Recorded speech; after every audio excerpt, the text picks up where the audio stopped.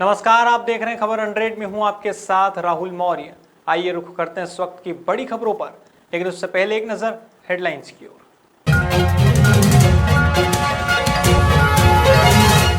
धार में 17 मई तक बढ़ा कोरोना कर्फ्यू, बढ़ते संक्रमण की वजह से लिया फैसला, कलेक्टर ने जारी किया आदेश। मंत्री उषा ठाकुर पहुंची खातेगांव, कोविड केयर सेंटरों का लिया जायजा, अधिकारियों को दिए जरूरी निर्देश।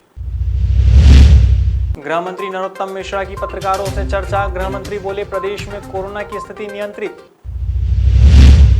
जूनियर डॉक्टर्स ने हड़ताल की दी धमकी, चिकित्सा शिक्षा मंत्री उतरे मैदान में, जूनियर डॉक्टर से कर रहे बात।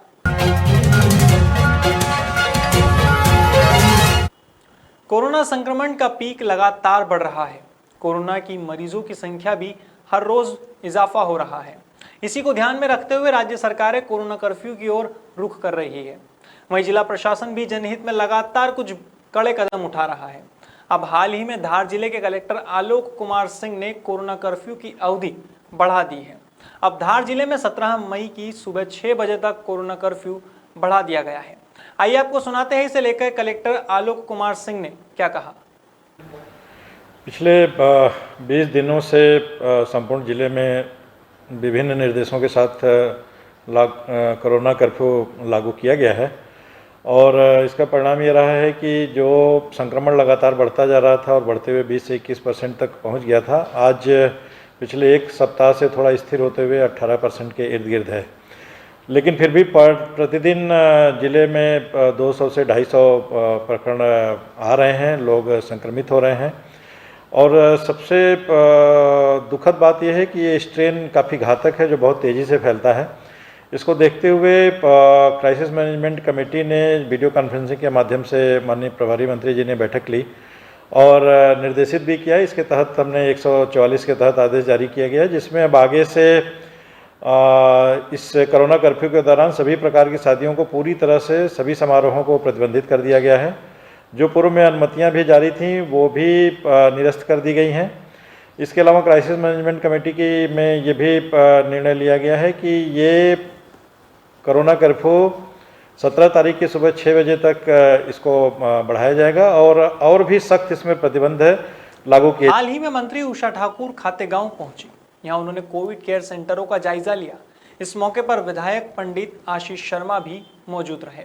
मंत्री ठाकुर ने सभी सेंटरों पर स्वास्थ्य व्यवस्था को देखा और आवश्यक दिशा निर्देश दिए।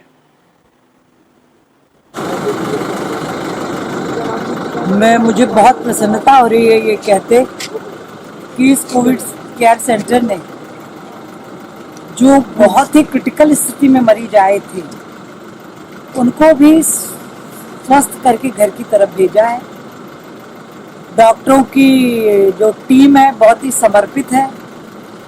मेरा भाई आशीष जिस सक्रियता और तत्परता से जुटा हुआ है, हमारे एसडीएम और शासन प्रशासन और डॉक्टर्स और समाज की टोली जिस जगह एक साथ जुट गई, वहां निश्चित रूप से इतने अच्छे परिणाम सामने दिखाई दे। विगत दिनों पहले इंदौर में मंत्री तुलसी सिलावट पर आरोप लगा था कि उनकी पार्टी के नेता ने उनका नाम लेकर एक डॉक्टर को धमकाया है।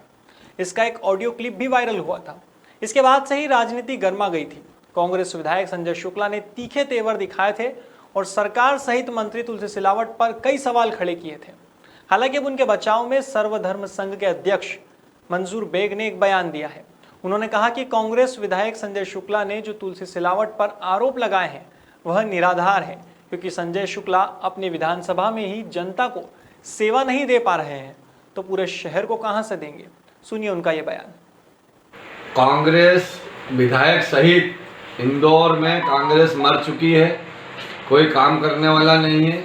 मात्र प्रभारी मंत्री तुलसी सिलावट पर आरोप लगाकर इलेक्ट्रॉनिक मीडिया और प्रिंट मीडिया में बने रहने के लिए ये आरोप लगाए गए हैं, क्योंकि जब से इंदौर में कोरोना के गंभीर बीमारी फैली है उस वक्त से ही जन सेवक के रूप में तुलसी सिलावट सेवा कर रहे हैं। चाहे निजी हॉस्पिटल हो, चाहे शासकीय हॉस्पिटल हो, चाहे ठहराने की व्यवस्था हो, हर तरह की व्यवस्था में और इंदौर की जनता को सामान्य रूप से सारी व्यवस्था मिले, ये भी व्यवस्था तुलसी सिलावट द्वारा की गई है। बढ़ते कोरोना वायरस से निजात पाने के लिए सरदारपुर में बीजे उपाध्याय और उनका परिवार हर रोज मां गायत्री की आराधना कर रहा है। बीजे उपाध्याय की माने तो हर मानव इस संकट से परेशान हो रहा है। लॉकडाउन में बैठा घर में बेरोजगार हो रहा है, इसलिए ब्रह्माणी गौरी सीता से कोरोना मुक्त करने हेतु विनय स्वीकार करने के लिए मां की आराधना भजन के माध्यम से की जा रही है, ताकि इस महामारी से मुक्ति मिल सके और सभी सुखी व निरोगी रहे।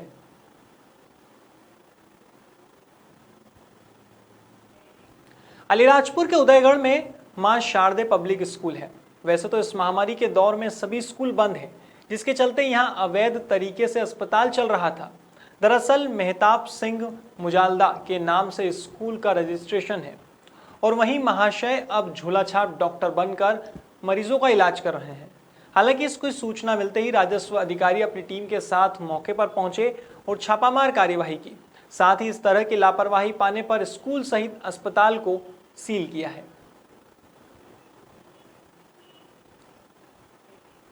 गुरुवार को गृह मंत्री डॉक्टर नरोत्तम मिश्रा ने पत्रकारों से चर्चा की। उन्होंने कहा कि धीरे धीरे कोरोना की स्थिति नियंत्रित हो रही है। डिस्चार्ज होने वालों की संख्या लगातार बढ़ रही है। दरअसल कोरोना कर्फ्यू के परिणाम अब धीरे धीरे सामने आने लगे हैं। वहीं उन्होंने यह भी आश्वासन दिलाया कि किसी के साथ अन्याय नहीं होने दिया जाएगा। इस दौरान उन्होंने कांग्रेसी नेता कमलनाथ और जीतू पटवारी पर भी हमला किया। आइए आपको सुनाते हैं गृह मंत्री डॉक्टर नरोत्तम मिश्रा का ये बयान। कल आपने देखा भी होगा कि कल निजी अस्पतालों के लिए हमने 3 लोगों की समिति बना दी। संजय दुबे प्रमुख सचिव, प्रतीक हजेला प्रमुख सचिव और संजय गोयल प्रमुख सचिव।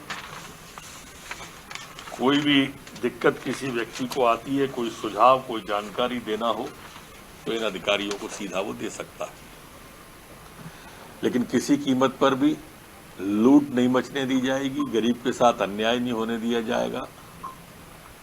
ये सरकार संकल्पबद्ध है इसके लिए। कुछ तो भी रेट, कहीं तो भी रेट, ऐसा नहीं होना चाहिए। और इस तरह के सुझाव भी अब चिंतन में ले लिए गए हैं। एम्बुलेंस की रेट का कल बताया था 10 किलोमीटर तक 250 रुपए और उसके बाद 20 रुपए प्रति किलोमीटर के हिसाब से शहर के अंदर होगा। ग्रामीण में 20 किलोमीटर तक 500 रुपए और उसके बाद 20 रुपए प्रति किलोमीटर होगा। और इसके बाद में जो वेंटिलेटर, ऑक्सीजन बेड आदि वाली रेट है वो अलग होगी। प्रदेश के जूनियर डॉक्टर एसोसिएशन की हड़ताल पर जाने की धमकी के बाद प्रदेश सरकार लगातार जूनियर डॉक्टर से बात कर रही है। प्रदेश के चिकित्सा शिक्षा मंत्री विश्वास सारंग ने कहा कि हड़ताल जैसी कोई स्थिति नहीं है। जूनियर डॉक्टर्स से लगातार बात चल रही है। कांग्रेस के ममता बनर्जी को समर्थन करने पर सारंग ने कहा कि कांग्रेस पार्टी गांधी की बात करती है और हिंसा फैलाने वाली ममता का समर्थन करती है। यही कांग्रेस का असली चेहरा है। आइए आपको सुनाते हैं ये बयान। सरकार ने आगे की पूरी तैयारी शुरू की है और उसके लिए आपने देखा होगा जहां पर हमें बिस्तर बढ़ाने हैं उसकी हम पूरी व्यवस्था कर रहे हैं। अस्पतालों के इंफ्रास्ट्रक्चर पर हम काम कर रहे हैं। हमारा पैरेलल हेल्थ वर्कर का हम टीम खड़ी कर सकें उसके लिए हम अलग अलग वर्गों के लोगों की ट्रेनिंग करके आगे की तैयारी कर रहे हैं। और सबसे महत्वपूर्ण जो ऑक्सीजन की आपूर्ति का मामला है, तो पूरे प्रदेश में हर ज़िले में ऑक्सीजन जनरेशन प्लांट लगाने के ऑर्डर हो चुके हैं। बहुत जगह ये बनकर लगभग तैयार होने वाला है और पूरे जगह हम ये सुनिश्चित कर रहे हैं कि हम इस बात को स्थापित करें कि आगे यदि तीसरी वेव आती है तो हम उसके लिए पूरी तरह तैयार रहें। पर मैं फिर जनता से अपील करूंगा कि ये हमारे ऊपर निर्भर करता है। यदि हम आत्मानुशासन से ज़िंदगी जिएंगे तो हम थर्ड वेव को आने से रोक देंगे। इसलिए हम सबको कोरोना की चेन को ब्रेक करना चाहिए। अस्पताल जाना ना पड़े, ये इस बात से सुनिश्चित होगा कि हम कोरोना प्रोटोकॉल का ध्यान रखें।